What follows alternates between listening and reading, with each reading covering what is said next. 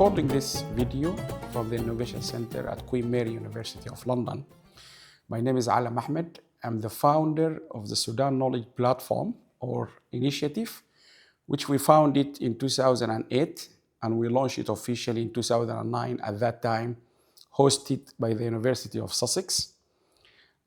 Together with the UNESCO Chair for Technology Transfer, which was based in Sudan, together with the UNESCO Science and Technology for Sustainability at the UNESCO in France. Everyone is following the disastrous and horrific incidents in Sudan. Millions of the Sudanese are out of their country.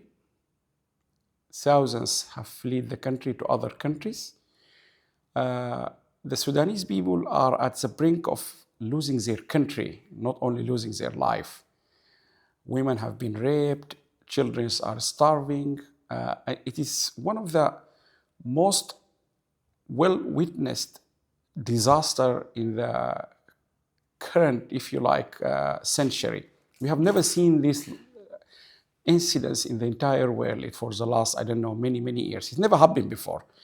I wanted in this video to draw the attention of the international community, starting from the United Nations itself and all its agencies, countries which are now playing critical role in the future of Sudan, starting from stopping this war and rebuilding the country, such as my country here, the United Kingdom, United States, United Arab Emirates, Saudi Arabia, Egypt, Ethiopia, and others. All these countries at the international domain, they are playing a critical role of what is happening in Sudan. Now, what I wanted to bring to the attention of all the international community, three issues about how, in my opinion, being someone of Sudanese origin, I'm a British Sudanese, I've been working with the Sudanese experts or diaspora or the Sudanese living abroad for nearly 30 years. And we launched this project in 2008, 2009. I think it is the first initiative to bring the Sudanese living outside the country in a way or in a shape or form to see how they can help and benefit Sudan from their expertise. In this university where I am now, next door is the Faculty of Medicine and Dentistry. One of the senior laboratory technician in that building is the Sudanese, British Sudanese origin. If we go to another branch of University of London, like Imperial College, one of the top cardiologists is a British Sudanese. If we go to another branch of University of London, like University College London, one of the top consultants in the obs and gynecology area is a Sudanese origin. This is just 3 examples I'm just giving you from where I am just sitting now. Sudanese people are leading across the whole world, not just in the UK, in the US, in United Arab Emirates, Saudi Arabia, everywhere. Many times we argue that the best people who can solve the problems of Sudan are the Sudanese themselves. But what I have witnessed increasingly, the United Nations, international community, African Union, Arab Union, all these big organizations, they do not actually take any of the feedback or the opinion of those experts, Sudanese, on board. I have never seen them being consulted or being encouraged to come to a table where they can offer their expertise. Among the Sudanese in Poland, for example, I'm not mentioning names, but I'm just giving examples. In Poland, in the University of Warsaw, we have one of the Sudanese experts on conflict resolution and peace building. That's his PhD, that's his expertise. If we go to Bradford, we have another Sudanese with a PhD holder also on conflict resolution and peace building. Those are actual Sudanese born in Sudan.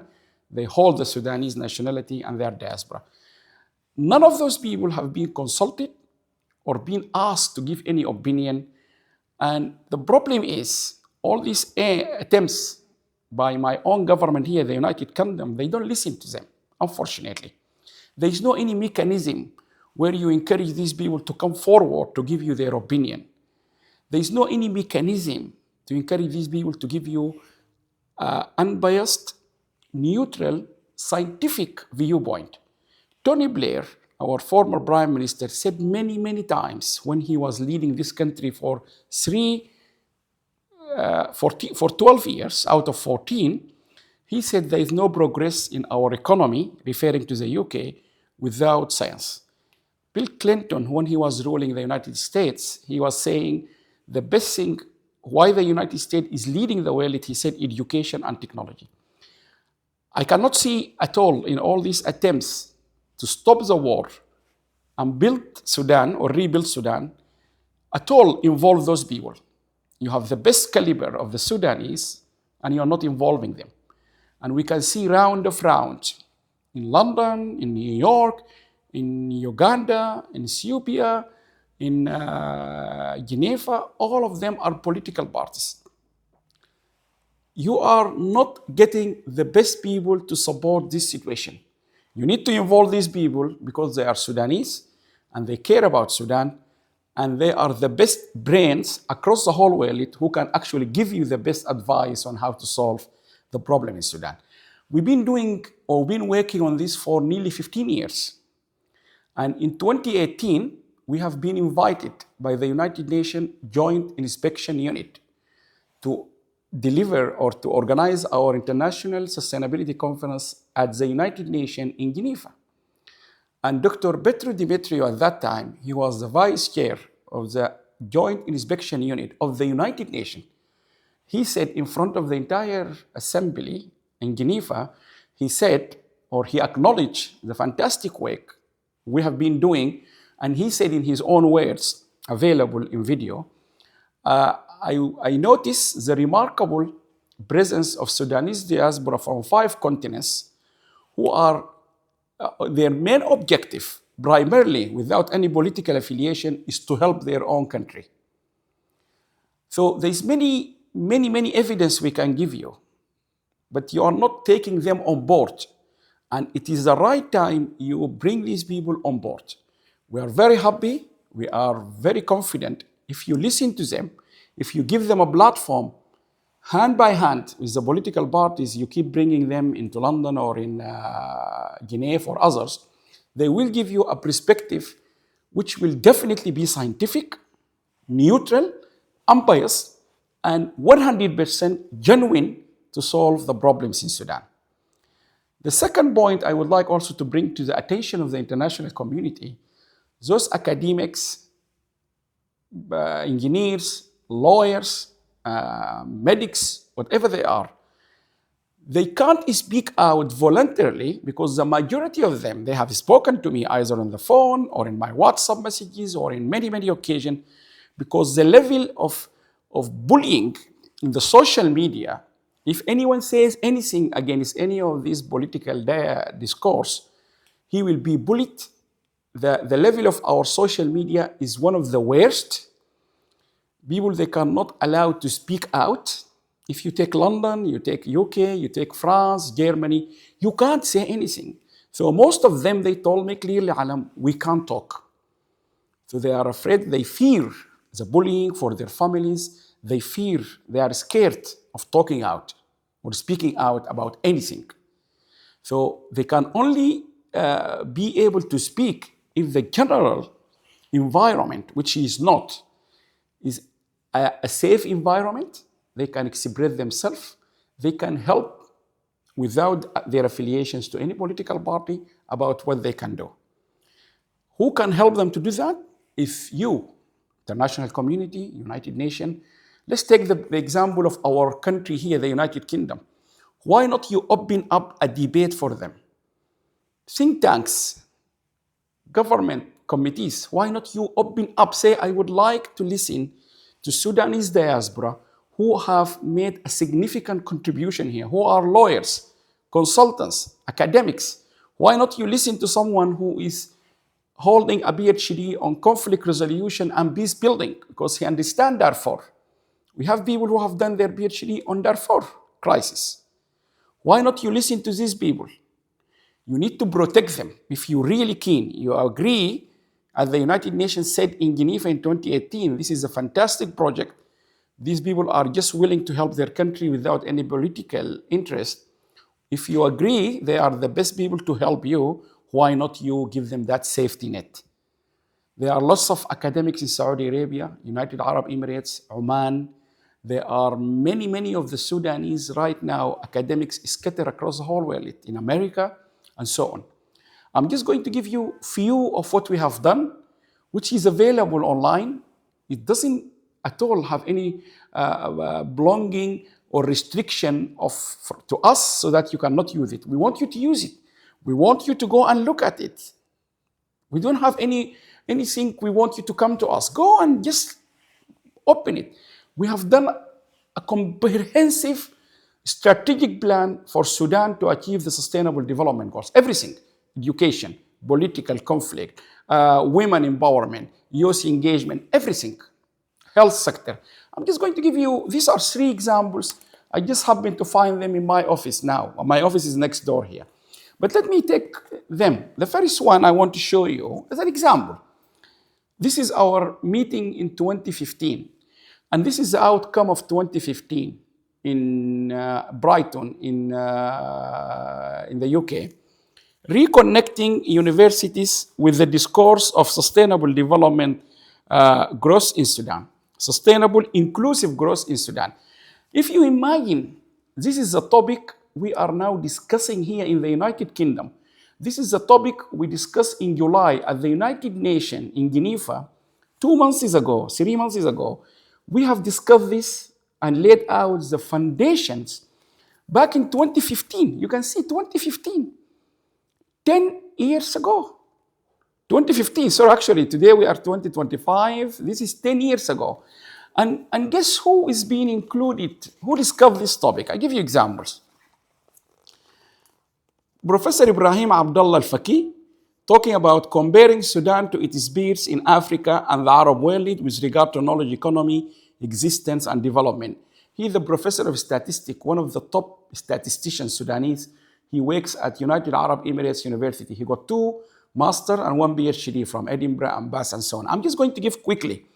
The second one, quickly, critical evaluation of the education system in the Sudan from independence to today. Imagine you have a top scientist here in this country, Dr. Adil Dafa'allah from Airbus UK, together with engineer Muiz Hussein from Airbus. Imagine the Airbus, this is our leaders in Airbus. Adil is a top academics from Manchester, from university, and with Marwan Adam from the Sudanese Knowledge Society. They were talking about evaluating the education system in Sudan from independence, okay? Let's quickly give you another example. For example, mind mapping and effective multisensory learning and teaching strategy underutilized in medical education in Sudan. Dr. Nahla Khalifa from King Abdulaziz University, one of the top universities in Saudi Arabia. A lot of work done here. Let me give you another example. A lot of example. Dr. Suhail Ahmed from Sligo Regional Hospital in Ireland, medics in diaspora, building partnership, and so on and so on. A lot of people. And then the list will go on and on. But very interestingly, look at this paper. Diaspora partnership with Sudanese Institution for Health and Development, experience from the Sudan Health Consultancy Group. I just give you two names, not all of them. There's a lot of names here. Muna Abdelaziz, Dr. Muna Abdelaziz, at that time, she was the Director of Public Health at Warrington Borough Council in the United Kingdom. She's currently the Director of Public Health in Salford in Manchester. Another name, there's a lot of names here, but another name, Dr. Mayada Abu Affan, at that time, she was the Dudley Metropolitan Borough Council. She's currently the Director of the Public Health in Dudley, in Birmingham. I mean, there's a lot of lists here. Munaim, Rida, Mahal Khidir, Basma, Shirag, Awad, and so on and so on. But if you just take these 2 examples, those are people directing the health in this country, in Manchester and Birmingham. Why are you not listening to these people? Who else at the United Nations, in Geneva, in our government here? And this is a question I'm sending straight in my country here to the Sudan Special Envoy Office, to our foreign secretary. Whom are you listening to? If you're not listening to these people, whom are you listening to when you put your strategy for Sudan? And the list will go on and on. So we have done this. It's available. It's online. You don't need to come to us. So you need to listen to these people. I give you another example. This is in 2016. Interestingly, Mr. Joseph, who is recording this as well now, coincidentally, he came to us for us awake at the university today. But he recorded both these, all videos are available. He recorded them in Brighton. This is in London. The critical role of diaspora international scientific cooperation with the country of origin. This was at the University of East London. And if you look here, again, you can read quickly. The first paper, for example, Return to the Homeland. Can you just read the title? Return to the Homeland, Dilemma of Immigrants from Developing Countries. And if we go back to see who is this. Now, who wrote this paper? Dr. Musa Shallal, who is an American PhD graduate, he's a Sudanese, is currently associate professor in the United Arab Emirates University, holds a PhD in sociology from Iowa State University. Imagine you have someone who is a sociologist, top university, Iowa State University, and he's a Sudanese, and he wrote a paper about how the homeland, how people return to homeland. So this all work is there. But political parties, they don't give it any significance. They don't even look at it. They don't even read it. It has nothing to do with those names, but it's to do with the knowledge of those people. It's nothing to do with Allam or University of Sussex or Queen Mary or University of East London. This is a work done, and some of this work is actually in the UNESCO. What surprised me, the first book we published in 2009 is available at the UNESCO, United Nations Scientific Cooperation. This is done with cooperation with the United Nations Chair on Technology Transfer. So this work is available for you guys, international community. You don't look at it. You don't look at these people. I'm just giving you quickly the last book. I'm going to give you example. This is a work undertaken by our colleague here in London, Sumaya Hamid Ibrahim. She did fantastic work. It's very rare work about human trafficking in Sudan. That her master degree at London South Bank University is being transformed into a book. This book is actually raised the issue about human trafficking in Sudan. This is back in 2020.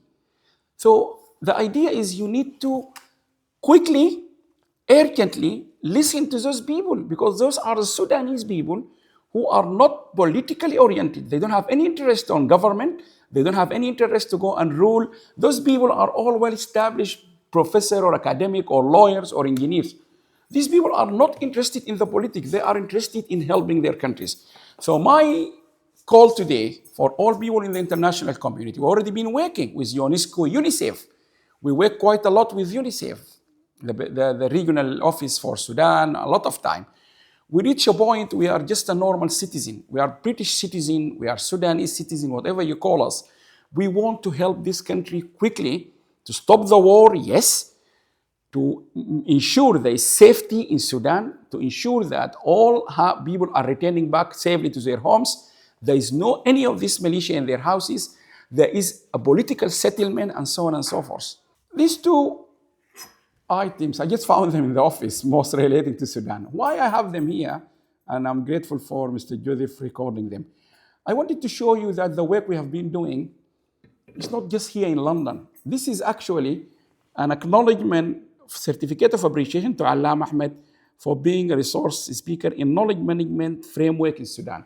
So where have we been? We've been to Sudan. We've been involved in the Sudan discourse. This was, where is it? Future University in Sudan. This is just one sample. So we've been actually in Sudan, University of Khartoum, University of Jazeera, Ahfad University, Sudan Science and Technology University, and so on. So this is just an example. It's just still in my office, because there's many of these, I haven't had them with me. We have been in Sudan, not me, all of us. Those I mentioned example, they've been to Sudan. So we understand the Sudanese discourse better than anyone else. That's number one. Number two, interestingly, I just found this was given by the Achievement Recognition Award by, I will just read to you the exact title. This is by the Black Africans in the awards here in London. And the work we have been doing to help Sudan is actually being acknowledged by other non-Sudanese. So we know the quality of the work we have done, and it changed people's lives. This is given in recognition of his measurable, outstanding, and professional contribution to global sustainable development, blah, blah, blah. So all other African, Caribbean, they benefited from this work. So the Caribbean, they like what we do, St. Lucian, Jamaicans, Syrian, Lebanese. I met them in the World Bank in France. This is, again, not about Allam Ahmed. The work we've been doing is being acknowledged by the United Nations governments like Lebanon, Jamaica, St. Lucia, other many countries. They see the value of the work we do. So we need you to make sure it will benefit the Sudanese people, because this diaspora project is quite a big project. It involves people from Uganda, Egypt, Morocco, Tunisia, South Africa, but that part of it, we want it to benefit Sudan. This is what we want to happen, and we are happy to deliver this. We have no interest in anything happening in this discourse. We are very happy to organize anything, to open our lecture theater, to open our hosting here, our office here. Any organization from the UN, they can come to us, government. We are happy to get these people engaged. But in order to get these people engaged, you need to make sure you actually appreciate what they can bring to the table. Why not you bring them side by side in any table of discussion now? Because they can bring you unbiased, neutral, and high quality scientific viewpoint on how to stop the war, conflict resolution, how to rebuild. Rebuilding Sudan, you need those experts. And by the way, I just mentioned from 3 books, but there's so many of them. There's so many Sudanese experts across the whole world. Now, the second point, to bring it again, those people are very scared from what is going on the media. They will get bullied, and this is a fact. And I hope the governments of those countries, United States, United Kingdom, Saudi Arabia, Emirates, all these countries involved in the discourse of Sudan troubles, they understand those people, they need protection. They need an environment like this at the university to be protected, and then they can speak out. We have people across the whole country, Imperial College, Oxford, Cambridge, Edinburgh, Manchester, Liverpool, everywhere. Every university in this country, I can get you a Sudanese origin. Any hospital here. In fact, our Sudanese people are leading hospitals here. Imperial College, UCL, top universities. Even at Oxford, Edinburgh Hospital is run by Sudanese. A lot of top hospitals. The surgeons, the consultants, the physician, they are, the last operation I had for my daughter at St. Thomas, one of the top leading hospital here, is under the senior consultant under his unit was a Sudanese. We went to the room to see him, and it turns to be a Sudanese. And St. Thomas Hospital, top hospital here. You need to listen to these people. You need to give them the protection they need. The third point, I hope, and I said that many times to whoever I met from the United Nations agencies, whoever it is, I said to them, we have a problem. This is our problem. And the Sudanese diaspora and academics and professionals, we have a lot of, and this is a fact, we need to acknowledge it. There's a lot of jealousy between us. Everyone is saying he is better than others. This is facts. I see myself as better than A, B see himself better than C see himself better than D. This is a problem for the Sudanese diaspora. But the problem, we try to create a dialogue between these experts over the last many years to try to get rid of that jealousy. It's not about Allam, it's not about David, it's not about Yusuf, it's not about Adil, it's about all of us together helping this country. Our people in Sudan, our fathers and mothers and daughters and sisters, brothers are all dying now. They are bleeding. The best scenario, they are sitting 17 people in a flat in Saudi Arabia or in Emirates or in Egypt. Yes, I have seen families, 17 people in one flat. I have visited them just shortly. In Uganda, I visited one Sudanese, or I met a Sudanese girl hosting her entire families, almost 16 people. So everyone is struggling. So we need to throw everything away and come together.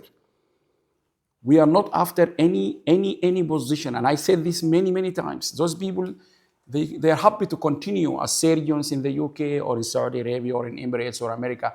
They want to help their countries. But there's 3 things we need to establish them. International community must appreciate and listen to them.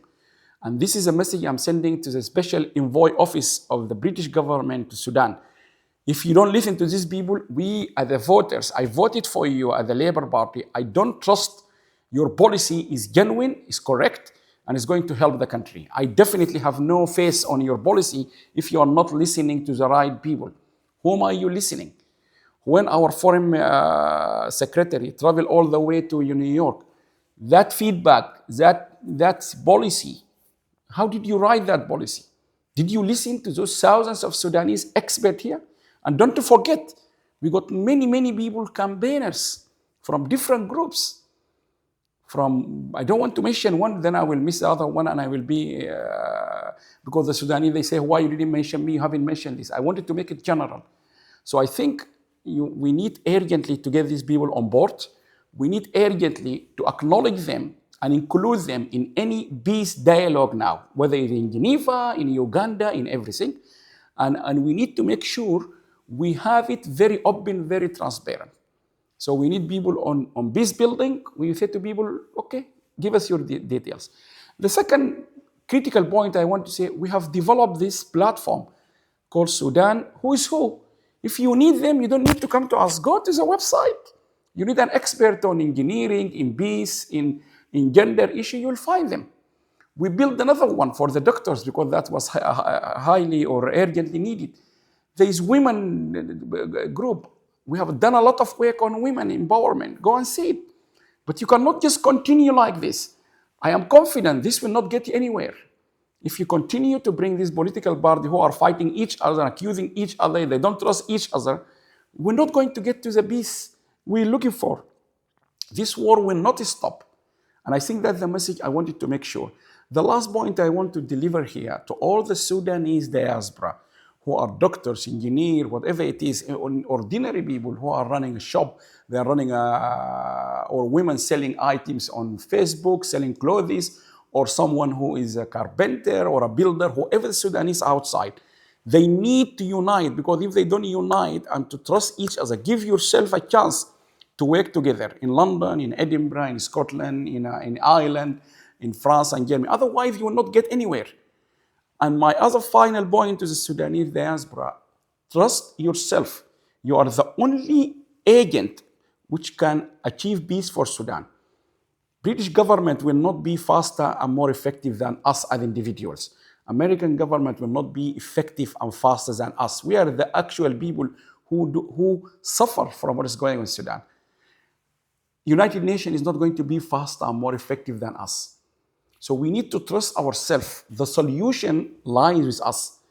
But we need to have the courage. If you're an academic listening to me now, or a consultant, or whatever, you can't just sit down there passively. You need to be proactive. Yes, I'm not the only one. There's many like me who are proactive. Talk. You don't need to be with this side or this side. Just give your opinion. But don't be silent. Staying on the back shadow. If you stay on the shadow of those who are proactive, you will not be able to change anything. We are proactive. People can challenge what I just said. But if you are sitting there, the last calculation I made, roughly around 80% of the Sudanese diaspora are very passive. They are not proactive. You need to be proactive. Say what you think without even insulting others or without using any foul language. Why do we cannot conduct ourselves in a polite and civilized manner? I know in Sudan we didn't have democracy when we were younger there, went to the university. There's no democracy in Sudan. So we didn't learn, but we have seen it here. We have seen the beauty of the democracy here in the UK, in France, in Germany. Why not we try to benefit from our existence here in these countries and transfer this knowledge to help our country? And that's my message. I will stop here and thank you very much for listening. If you agree to what I have just said, please share it. Thank you very much.